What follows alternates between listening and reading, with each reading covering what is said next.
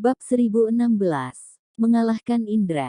Meskipun Lonely Wolfie adalah komandan tertinggi Mandra, Tapi dia tidak pernah bertemu dengannya. Tepatnya, dirinya tidak memenuhi kualifikasi untuk bertemu dengannya. Tapi, ketika melihat 3 bintang di bahu Lonely Wolfie, Mandra segera tahu bahwa orang ini adalah orang yang bisa mengalahkannya dengan mudah. Kemudian dia mengabaikan Reca untuk sementara dan memimpin timnya untuk menyambut pria tersebut. Mandra dari Angkatan Bersenjata Daerah memberi hormat kepada ketua. Lonely Wolfie memandang sekeliling, lalu mengerutkan alisnya. Apa yang terjadi di sini? Mandra berkata, di sini ada penjahat yang telah melukai orang dan bahkan mengatakan hal buruk tentang Jenderal Kota. Aku akan menangkap mereka sesuai hukum. Aku adalah Jenderal Kota. Kata Lonely Wolfie, siapa yang menghinaku? Mandra merasa sangat senang. Dia tidak menyangka akan bertemu dengan Jenderal Kota. Baguslah kalau begini, dia bahkan tidak perlu melawan Reca. Lalu dia menunjuk Reca, ini orangnya. Lonely Wolfie mengerutkan alisnya dan berlari kecil ke arah Reca. Hati Mandra dan yang lain berbunga-bunga, haha, ketua akan mengeksekusi Reca secara pribadi. Hanya karena dia telah menghina Jenderal Kota barusan, itu sudah cukup baginya untuk mati sebanyak beberapa kali. Tapi, selanjutnya, sebuah pemandangan yang mengejutkan muncul. Lonely Wolfie menghampiri Reca dan membungkuk kepadanya. Kak, apa yang terjadi? Reca berkata, Mandra dan Indra berkolusi dengan para pejabat dan bandit, lalu mempermalukan keluarga martir dan menghancurkan pernikahan militer. Terlebih lagi, mereka ingin aku berlutut dan meminta maaf. Jadi aku membantumu memberi mereka sedikit pelajaran. Apa? Mandra dan yang lainnya sangat terkejut. Kakak, Lonely Wolfie, sang Jenderal Kota, menyebut bajingan ini kakak, bukankah dia? Dia adalah bawahan dari pengkhianat itu, bagaimana mungkin dia pantas dipanggil kakak oleh Jenderal Kota? Siapa sebenarnya orang ini? Air mata Ibu Majun dan Hani telah berlinangan. Pria dengan kedudukan tinggi seperti ini datang untuk mengantar kepergian Majun. Akhirnya Majun dapat beristirahat dengan tenang. Raut wajah Lonely Wolfie menjadi muram, lalu dia berteriak, Mandra, kemari. Mandra merasa dirinya berada di dalam masalah besar dan setiap langkah kakinya terasa sangat berat. Dia menghampiri Lonely Wolfie dengan susah payah, Jenderal Kota, mohon dengarkan penjelasanku. Majun bukan martir, dia hanyalah seorang pengkhianat. Reca mencibir, jika Komandan Majun bukan martir, maka tidak ada seorang pun di dunia ini yang pantas menyandang gelas martir lagi. Lalu dia mengeluarkan sebuah kain merah dari kantong sakunya dan membuka lipatannya. Ternyata itu adalah sebuah bendera merah. Lalu Reca meletakkan bendera merah tersebut di atas abu Komandan Majun dengan hati-hati, lalu memberikan penghormatan standar militer. Komandan Majun, pergilah dengan tenang, sis, semua orang tercekik sejenak. Bendera kebangsaan menyelimuti peti jenazah, ini adalah pemakaman kenegaraan. Bagaimana bisa dia, yang hanya seorang komandan kompi, pantas untuk mendapatkan pemakaman seperti ini? Ibu Majun berkata dengan hati-hati, anak, ketua, putraku hanya seorang komandan kompi. Dia tidak pantas untuk mendapatkan pemakaman kenegaraan. Reca berkata dengan tegas, dia pernah menyelamatkan hidupku. Alasan ini sudah lebih dari cukup untuk memberinya pemakaman kenegaraan. Hormat, Lonely Wolfie berteriak keras dan semua orang memberi penghormatan dengan serempak. Bahkan Jenderal Kota juga telah mengakuinya sebagai pemakaman kenegaraan. Hal ini tidak bisa dipalsukan, lalu mereka memandang Mandra dan Indra, yang sedang menangis dengan pasrah. Sialan, siapa orang yang telah mereka singgung, jangankan Jenderal Kota. Bahkan hanya dengan satu kata dari Reca, bisa memberikan pemakaman kenegaraan kepada Komandan Majun. Seberapa besar kekuatan orang ini? Bagaimana Komandan Majun bisa mengenal orang berkuasa seperti ini? Lalu Reca melirik Mandra. Mandra segera berlutut dan merasa putus asa. Lonely Wolfie berkata, Kak, bagaimana cara menangani mereka? Sekujur tubuh Mandra dan yang lain bergetar hebat, mati atau hidup. Sekarang semuanya tergantung pada kata-kata Reca. Reca bertanya, apakah kalian ingin mati atau ingin hidup? Bab 1017, ingin mati atau login hidup, ingin hidup, ingin hidup. Mandra dan Indra bergegas menjawabnya. Reka berkata, kirim mereka ke wilayah perbatasan untuk melindungi negara. Aku mengerti, kata Lonely Wolfie. Reca meninggalkan sana setelah menghibur Ibu Majun dan Hani dengan beberapa kata. Sebuah pemakaman kenegaraan sudah cukup untuk mengubah kondisi keluarganya saat ini.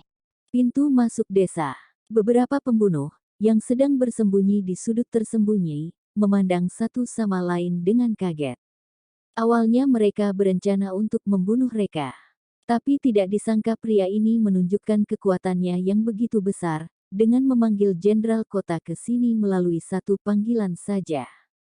Bagaimana mungkin mereka bisa membunuhnya? Pada akhirnya, pemimpin tim menghela napas bubar. Lalu mereka diam-diam bersiap untuk mundur. Tapi, ketika mereka hendak pergi, mereka menyadari bahwa tidak tahu sejak kapan para prajurit bersenjata lengkap telah mengepungi tempat ini. Bahkan seekor lalat pun tidak bisa terbang keluar. Tidak ada cara bagi mereka untuk melarikan diri. Semua orang tercengang, sialan. Sejak kapan Reca menyadari kehadiran mereka, dan bahkan mengepung mereka dengan ketat sehingga mereka tidak bisa melarikan diri. Mereka bahkan tidak menyadarinya, tepat ketika mereka sedang linglung, para prajurit tersebut bergegas kemari dan pertempuran akan segera terjadi. prajurit-prajurit ini telah mempersiapkan diri dari awal dan memiliki perlengkapan senjata yang baik. Tongkat anti ledakan, tongkat listrik, pistol anestesi dan granat asap. Mereka memiliki semuanya, sangat mudah bagi mereka untuk menangkap para pembunuh ini hidup-hidup. Hanya ada satu pembunuh yang langsung memutuskan untuk bunuh diri dengan meminum racun. Di sini, sebelum Reka dan Lone Wolf tiba di pintu masuk desa, ponsel Lone Wolf berbunyi. Dia menerima panggilannya sejenak dan kemudian bertanya kepada Reka, "Kak, para pembunuhnya telah ditangkap hidup-hidup. Mohon beri instruksi." Reka berkata, "Bawa mereka ke tempat sepi untuk diinterogasi."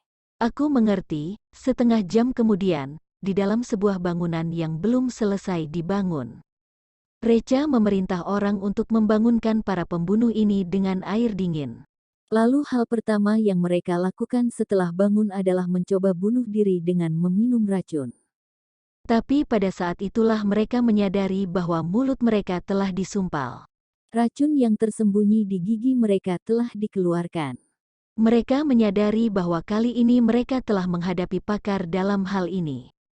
Reca mengambil setumpuk dokumen dan melemparkannya ke hadapan para pembunuh ini. "Aku tahu kalian akan bunuh diri jika aku melepaskan kalian. Aku berharap kalian membaca dokumen-dokumen ini dulu sebelum memutuskan untuk mati atau tidak." Para pembunuh tersebut menjadi bingung, membaca dokumen? Dokumen apa ini? Lalu mereka memandang dokumen tersebut dengan curiga.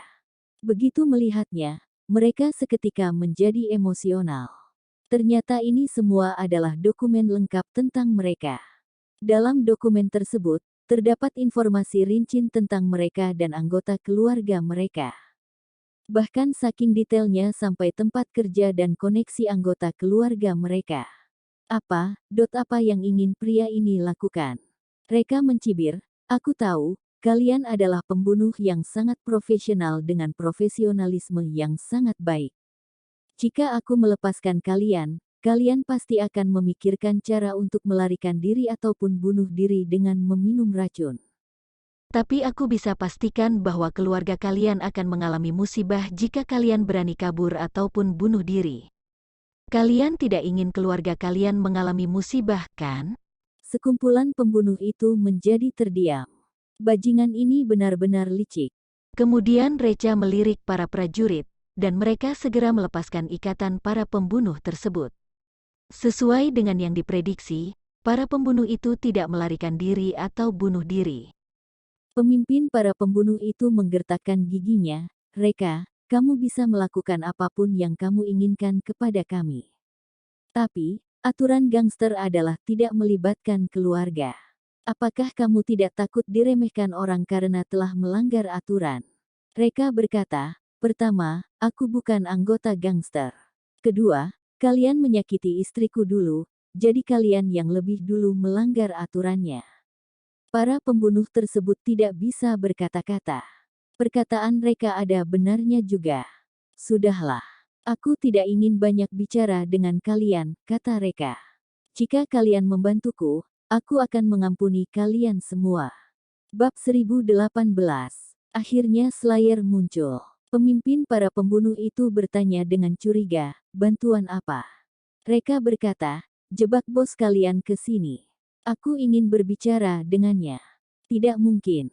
Pemimpin itu menolaknya tanpa ragu, ini adalah tindakan pengkhianatan dan akan dihukum atasan. Oh ya, Reka juga tidak banyak bicara dan hanya mengeluarkan ponselnya, lalu dia menghubungi seseorang. Panggilannya segera terhubung. Kemudian Reca menyalakan pengeras suara. Bagaimana progres misi yang aku berikan kepada kalian? Tanya Reka. Terdengar suara seorang pria dari seberang telepon, misi telah selesai. Baik, kata Reka, biarkan aku berbicara dengan wanita tua itu. Lalu terdengar suara seorang wanita tua, halo, apa kabar, Tuan? Aku adalah Ibu Awei, terima kasih karena selalu menjaga Awei ya. Pemimpin para pembunuh itu mengerutkan alisnya, ini adalah suara ibunya. Reka tertawa dengan lembut, kamu berlebihan, Bibi. Ini adalah kewajiban aku sebagai bos, oh iya, Bibi. Apakah kamu sudah menerima hadiah dan sertifikat penghargaan yang dibawa oleh karyawanku? Sudah diterima, sudah diterima. Suara wanita itu penuh dengan kebahagiaan. Terima kasih, Tuan, karena telah menghargai putraku. Aku pasti akan menyuruhnya bekerja dengan baik dan membalas budimu. Sama-sama, Reca memutuskan panggilannya. Mata pemimpin itu terbelalak. Ternyata Reca telah menemukan ibunya. Bahkan telah mengirim hadiah dan sertifikat penghargaan juga. Sangat berbahaya, sekarang tampaknya dia tidak punya pilihan lain lagi. Reca berkata, aku tidak perlu mengatakan lebih banyak lagi tentang apa yang harus kamu lakukan, kan? Akhirnya pemimpin para pembunuh itu mengaku, baik, aku akan melakukan apa yang kamu katakan. Asalkan kamu tidak menyakiti ibuku, Reca berkata, tenang saja. Setelah urusannya selesai, aku jamin kamu akan mendapatkan banyak keuntungan. Apakah kamu tidak ingin tahu berapa banyak uang yang telah aku kirimkan kepadamu? Berapa? Pemimpin itu bertanya. 1 miliar, jawab Reca. Sis, sekumpulan pembunuh itu menarik napas, 1 miliar. Sepertinya mereka tidak akan menghasilkan uang sebanyak ini meskipun telah menjalankan misi selama hidup mereka. Sedangkan Reka memberikan 1 miliar kepada mereka dengan cuma-cuma. Bahkan jika mereka tidak bekerja sebagai pembunuh lagi di masa depan, uang ini juga cukup bagi mereka untuk hidup berkecukupan selama sisa hidup mereka. Reca bahkan telah memikirkan jalan keluar untuk mereka semua. Reca memandang pembunuh lainnya, jika kalian bekerja sama, kalian akan mendapat 1 miliar juga. Kalau tidak, kalian hanya bisa menghabiskan uang 1 miliar ini di neraka. Mengancam dan membujuk, tidak mungkin sekumpulan pembunuh ini tidak terpikat. Bukankah mereka juga terpaksa menjadi pembunuh dan menghasilkan uang dengan membahayakan hidup mereka? Jika memiliki uang, siapa yang bersedia untuk hidup susah dan tidak tenang?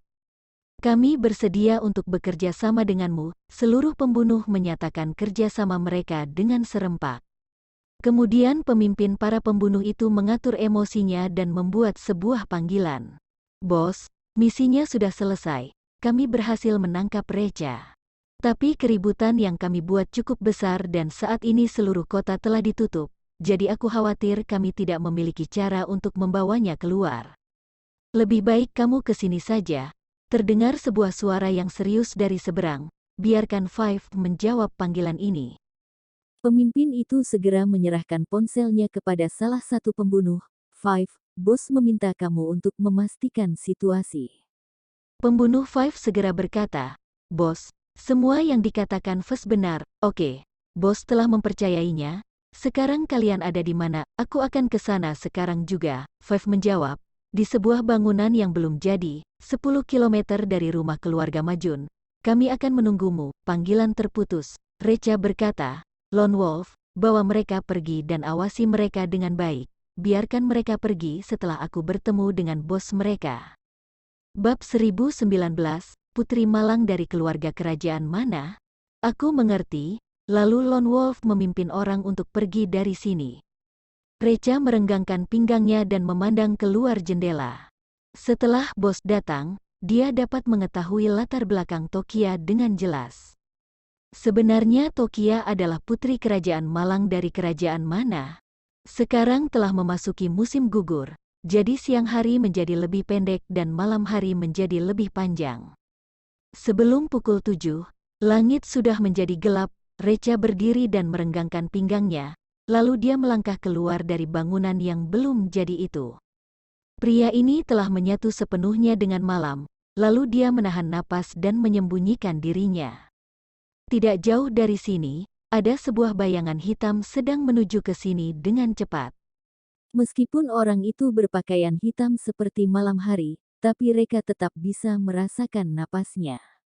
Kemampuan menahan napas pria itu sangat berbeda jauh dengan Recha. Dia tidak langsung memasuki bangunan tersebut, tapi menyelidiki sekelilingnya terlebih dahulu.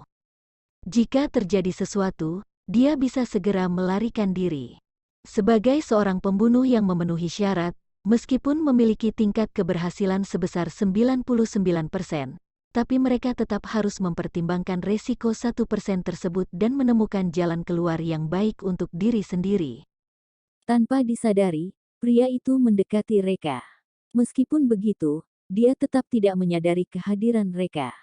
Akhirnya Recha membuka mulut ketika pria itu hampir menabraknya. Akhirnya kamu datang juga, Nyeng, pria itu seketika sadar. Ada orang, ternyata ada seseorang yang sedang berdiri di sini dan dirinya sama sekali tidak menyadarinya. Rasa krisis yang luar biasa langsung membanjiri dirinya. Dia hampir melarikan diri secara naluriah. Tapi tepat pada saat ini, sebuah napas yang kuat menahan dirinya dan mencekiknya hingga membuat dia merasa sesak. Kemudian, sebuah pisau belati dilayangkan ke belakang kepalanya. Pria itu memutar matanya, lalu tidak sadarkan diri. Lalu Recha membawanya masuk ke dalam bangunan dan mengeluarkan racun di dalam mulutnya. Setelah itu, dia duduk di sebelah dan menunggu pria itu bangun. Sekitar 10 menit kemudian, orang itu perlahan tersadar kembali. Meskipun dia tidak diikat, tapi dia tidak memiliki niat untuk melarikan diri. Hanya dengan merasakan napas kuat yang telah Recha keluarkan sebelumnya, dia tahu bahwa dirinya tidak punya kesempatan untuk melarikan diri. Recha berkata, apakah kamu adalah Slayer, bos Slayer Group? Slayer menggertakkan giginya, sialan, berani-beraninya mereka mengkhianatiku. Aku tidak akan mengampuni mereka meskipun aku mati. Recha berkata, jangan bicarakan tentang mereka lagi. Mari kita langsung ke intinya saja. Katakan padaku, Tokia, istriku, berasal dari keluarga mana? Slayer menjawab dengan cuek, aku sarankan kamu jangan banyak bertanya. Semakin banyak yang kamu tahu, semakin banyak musibah yang akan datang padamu. Lalu Recha berkata, kamu hanya perlu menjawab pertanyaanku saja. Slayer berkata, aku akan memberimu satu nasihat lagi. Segera pergi dari Clarity dan kamu mungkin masih bisa hidup. Kalau tidak, kamu akan mati dengan mengenaskan. Recha menghela napas, apakah kamu tidak mendengar dengan jelas, atau aku yang tidak mengatakannya dengan jelas? Aku meminta kamu menjawab pertanyaanku. Slayer mencibir, menyerah sajalah. Meskipun aku mati, aku juga tidak akan membeberkan latar belakang wanita itu. Ketika sedang berbicara, Slayer menggertakkan giginya dan bersiap untuk bunuh diri dengan meminum racun. Tapi kemudian dia menyadari bahwa racun yang telah disembunyikan di giginya telah dikeluarkan. Tekad kamu besar juga. Sepertinya ini adalah tindakan legendaris, di mana seseorang lebih memilih untuk menyerahkan hidupnya daripada menyerah. Tapi, tenang saja, aku tidak akan membiarkan kamu mati. Aku akan membuat hidupmu menderita. Bajingan. Slayer menjadi sangat marah. Segera lakukan apa yang kamu inginkan. Jangan bertele-tele lagi seperti seorang wanita. Tatapan mereka memancarkan keganasan. Apakah kamu tahu? Hanya karena kamu telah menghinaku, aku dapat menghabisi seluruh anggota keluargamu. Hehe. Slayer tertawa meremehkan. Apakah kamu berpikir bahwa dirimu adalah raja, yang bisa membantai seluruh anggota keluarga aku? Bab 1020. Pantang menyerah. Reka balik bertanya, menurutmu, bagaimana cara aku mengalahkan keluarga Ludwig dan menghancurkan tim pembunuh Slayer dengan begitu mudahnya? Raut wajah Slayer perlahan-lahan menjadi serius. Maksud dari perkataan Recha, dia adalah master, ini. Ini benar-benar sangat konyol. Tidak mungkin. Recha berkata, tidak percaya, kamu benar-benar pantang menyerah ya? Lalu Reka mengeluarkan sebuah benda dengan cuek dan melemparkannya ke arah Slayer. Begitu melihatnya, Slayer menjadi tercengang. Plakat unicorn emas. Plakat yang hanya dimiliki oleh master plakat ini dapat menggerakkan militer dengan mudah dan memerintah dunia. Ada sebuah pepatah yang berbunyi, apabila plakat unicorn emas muncul, maka tidak ada yang bisa menyainginya. Dia benar-benar adalah master, ya Tuhan, tidak kusangka diriku telah melawan master. Aku benar-benar cari mati. Tapi, master selalu menjadi idolanya dan tujuannya. Hari ini dia telah melihat wajah asli master, jadi dia bisa mati tanpa penyesalan. Reka mencibir, apakah sekarang kamu bisa memberitahuku tentang latar belakang Tokia? Slayer merasa sedikit ragu, tapi akhirnya dia mengangguk. Sebelumnya alasan dia tidak memberitahu Recha adalah karena khawatir pria ini tidak bisa melindungi Tokia. Tapi, karena sekarang identitasnya adalah master, maka pria ini pasti bisa melindungi Tokia dengan baik. Slayer berkata, sebenarnya, Tokia berasal dari keluarga agung, keluarga kerajaan tersembunyi. Ayahnya adalah Dewa Perang Kunlun, kepala keluarga agung. Recha tidak bisa menahan diri untuk menarik napas. Bagaimanapun juga, dia sama sekali tidak menyangka bahwa Tokia memiliki latar belakang yang begitu mencengangkan. Keluarga agung, itu adalah semi kerajaan. Di hadapan semi kerajaan, keluarga kerajaan Ludwig bukan siapa-siapa. Terlebih lagi, Dewa Perang Kunlun juga pernah menjadi orang terkuat di Clarity. Kemudian dirinya muncul dan berhasil mengalahkannya dengan susah payah. Dia adalah orang kedua terhebat setelah dirinya. Recha menyusun pikirannya yang kacau dan berkata, lanjutkan. Slayer meneruskan, ibu kandung Nona Tokia berasal dari latar belakang yang sederhana dan pernah menjadi pelayan keluarga agung. Kemudian dia mengandung anak Dewa Perang Kunlun, yang membuat Dewa Perang Kunlun tidak punya pilihan selain menikahinya sebagai istri sahnya. Keduanya menikah setelah memiliki anak. Tepat setelah Nona Tokia lahir, Dewa Perang Kunlun langsung menikahi seorang setir. Selir ini juga berasal dari keluarga kerajaan, jadi bagaimana mungkin dia rela membiarkan seorang pelayan menjadi istri sah, sedangkan dirinya menjadi setir? Dia terus melawan ibu kandung Nona Tokia dan ingin mendapatkan kembali kedudukan istri sah. Wanita itu bahkan berani melakukan hal-hal kejam. Kemudian, Dewa Perang Kunlun meninggalkan keluarga agung karena memiliki urusan, jadi setir itu mengirim orang untuk membunuh Nona Tokia dan ibunya. Untung saja, ibu kandungnya telah menyadarinya dari awal, jadi dia membawa Nona Tokia dan melarikan diri. Saat itu aku adalah seorang pengawal keluarga agung, yang bertanggung jawab atas keamanan mereka, jadi aku meninggalkan keluarga agung bersama mereka. Tapi, selir itu pantang menyerah dan mengirim orang untuk mengejar kami. Di saat yang kritis dan demi melindungi Nona Tokia, ibu kandungnya menjebak para musuh dan akhirnya melompat dari tebing. Meskipun aku melarikan diri dengan Nona Tokia di pelukan aku, tapi aku terluka parah dan tidak bisa hidup lama. Pada akhirnya aku diselamatkan oleh sepasang orang tua, jadi aku mempercayakan Nona Tokia kepada mereka. Mereka adalah orang tua Tokia saat ini, Sekarang sudah ada orang yang mulai mempertanyakan latar belakang Nona Tokia. Apabila latar belakangnya diketahui, maka dia akan mengalami malapetaka besar. Itulah alasan mengapa aku ingin menghapus semua jejak dan ingatan pada saat itu. Setelah mendengarnya, Recha akhirnya mengerti. Dia berjalan ke jendela, lalu mengangkat kepala dan memandang langit. Perasaannya berkecamuk. Saat itu, Dewa Perang Kunlun memimpin keluarga agung untuk mundur setelah kalah darinya. Tapi Recha tahu bahwa pria itu tidak akan berhenti melakukan hal jahat dan ingin bangkit kembali untuk menggulingkan dirinya.